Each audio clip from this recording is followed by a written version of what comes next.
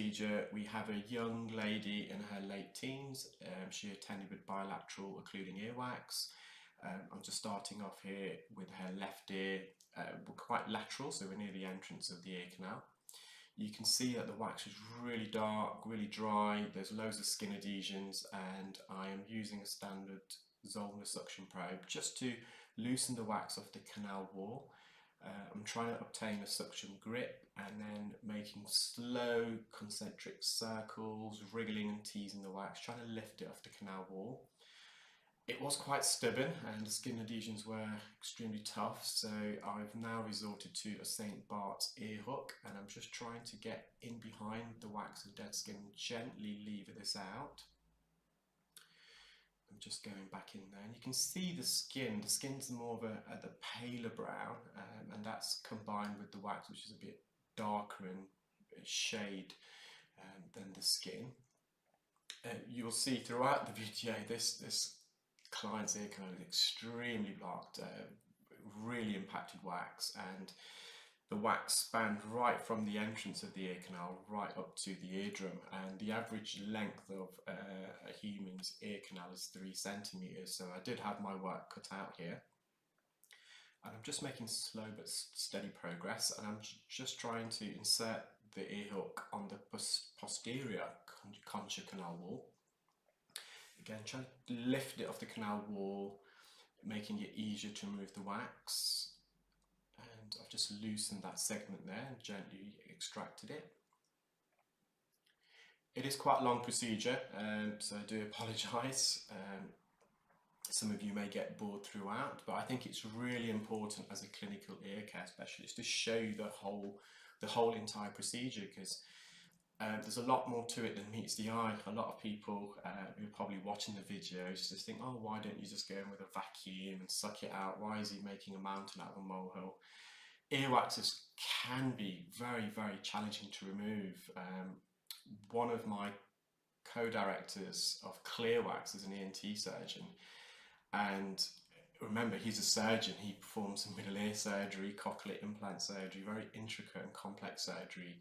And he himself admits that sometimes earwax can be just as challenging, more so because the client's awake, and the ear canal is very sensitive, very delicate, and obviously what's paramount when you're performing earwax removal is to take into consideration the client comfort levels. The last thing we want is to cause undue harm, trauma. So going back to the video, I've removed the outer part of the earwax, the lateral segment of the wax, using a St. Bart's ear hook. And when we go deep in the ear, like we are now, it's very difficult to use other instruments like an ear hook or Jobson horn, simply because of the fact you can't really get in behind the wax. And you may have heard me in my past videos, the inner 2/3 of the ear canal, it's literally skin on bone, whereas the outer third, the lateral third, it's skin covering cartilage, and the cartilage itself and fatty tissue is resting on the bone. When you've got exposed bone like that, if you make contact with the bone directly, it can be very uncomfortable for the client, and there's simply no way here in this case where I could slip inside or through the wax a ear hook or Jobson horn. Crocodile forceps just wouldn't be suitable for this. The wax here is a bit softer. By using forceps, you'd be gripping the wax and pulling away little segments of the wax. It wouldn't remove it in a large mass. So what I'm doing, just very patiently using the suction probe and making little wriggles around the edge of the wax, just to again loosen that from the canal wall. The wax here is lodged in an area of the ear canal called the isthmus, so that's about 5 millimeters away from the eardrum. And at this part of the ear canal, it narrows and then it protrudes back outwards. So in essence, you're trying to remove a large piece of wax through a narrow orifice, and again, it can be very challenging, more so because this part of the ear canal is very sensitive, as I alluded to earlier. You can see here I've managed to successfully loosen that large lump of wax, extract it through that narrowing, the isthmus, and it's more in the mid-canal near the entrance now. Still a bit tough to remove, it's difficult to get in a suction grip, but it is slowly but surely removing, and you can see there the ear canal is now clear. There is a bit more wax there, but it's not occluding wax, and I've just gone back in with the standard size Zollner suction probe. The wax there is also adhered to skin, and if you've been watching a lot of my videos, or if you've been reading some of the comments, descriptions of my videos, skin can be very challenging to remove. The problem with skin is that it can clarinet when you suction it. What I mean by clarineting, the skin itself flaps very aggressively within the suction probe, and it emits a very high frequency whistle, squealing sound, which can almost be deafening, not only for me who's performing the procedure, but obviously the client, because that noise is occurring within the ear canal. Truth be told, that skin is not really going to cause much of an issue for the patient. It will naturally shed and migrate, but because I'm using a fine end gauge attached to the standard suction probe, the fine end itself is a lot quieter. It's also less powerful, so it's a bit more tricky at times. So obviously you can't hear the procedure sound here, but there wasn't much noise being emitted, so I felt as though it was fine for me to continue using that. But again, there's remnants of skin, and I decided just to leave that last bit of soft wax attached to the eardrum. I'm just delicately approaching that, so that's the posterior quadrant of the eardrum. Managed to remove a bit of it. Client found it slightly uncomfortable, so I just decided to leave that. It's again, her symptoms had resolved. Sometimes less is more, and I have to stress that. I know a lot of viewers hate seeing pieces of wax left behind in the ear canal or dead skin. As an experienced qualified clinical ear care specialist, when we train our delegates, we stress this so much.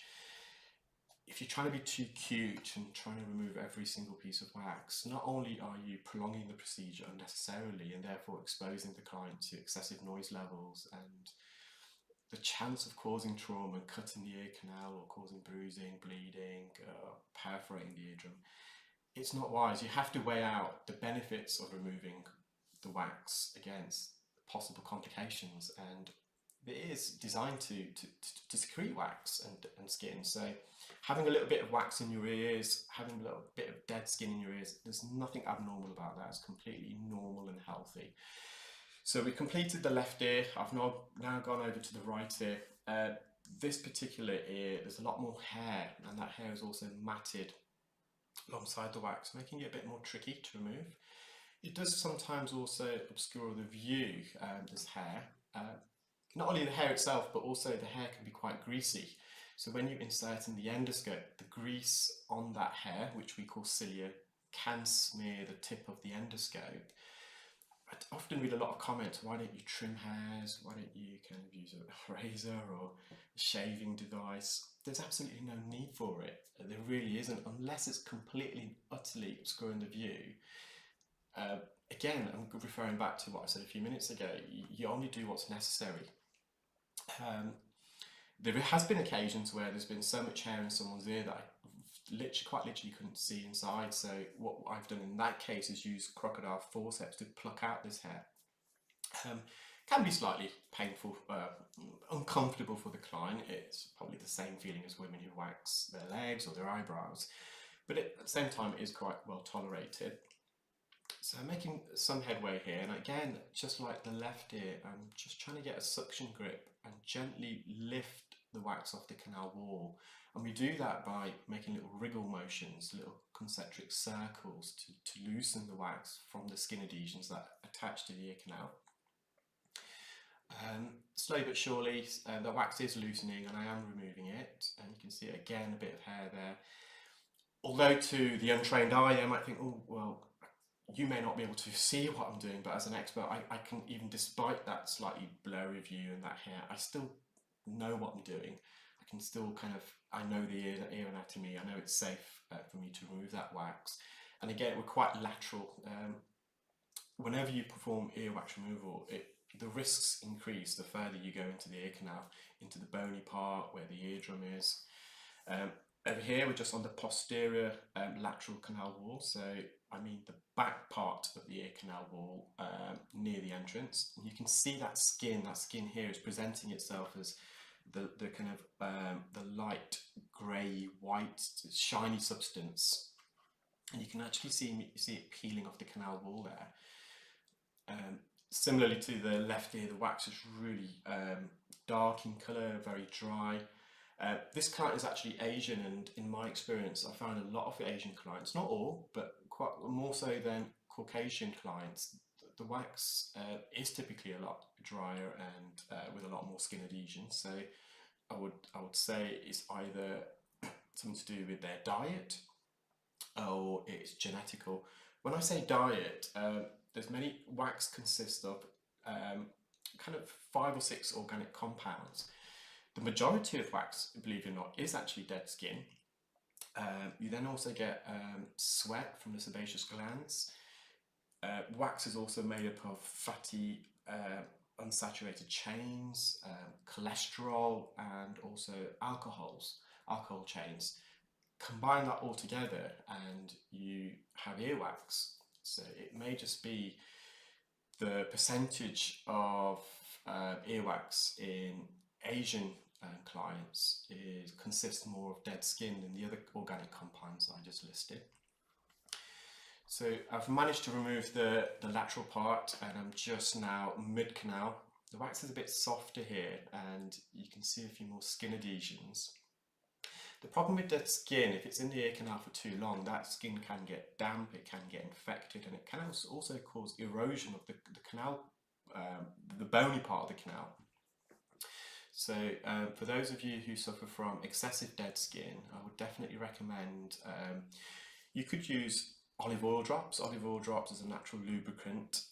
Olive oil is also slightly acidic, and earwax itself is slightly acidic, so it's a similar pH. And if you use olive oil as a rinsing agent as opposed to water, which we obviously advise against because water can cause infection in the ear, it can sometimes help with skin conditions. You may have noticed the video started to lag, and I'm not sure why that is. I do apologise for that, so the video has slowed down. Hopefully it's not too much of an inconvenience for you. The eardrum there is fully visible. The client's symptoms have actually resolved, so it would be perfectly acceptable for any specialist at this point to stop the procedure. However, as I mentioned, skin, if there's excessive amounts of skin and it becomes infected, it can cause erosion of the bony part of the canal. So I've decided just to persevere a bit more, and I've actually instilled some sodium bicarbonate drops here. I find during the procedure sodium bicarb is actually quite effective with dead skin, but as I said earlier, if you're using it, if you want to use drops preventatively in your ears, then I would recommend olive oil. The reason for that is sodium bicarb, unlike olive oil, is water-based, and it is also slightly alkaline in pH. So in some cases it can cause irritation, and with it being water-based, there's more risk of developing an infection. The risk is very low nonetheless, but I would recommend to use olive oil drops as opposed to sodium bicarb drops if you are doing so as a preventative measure.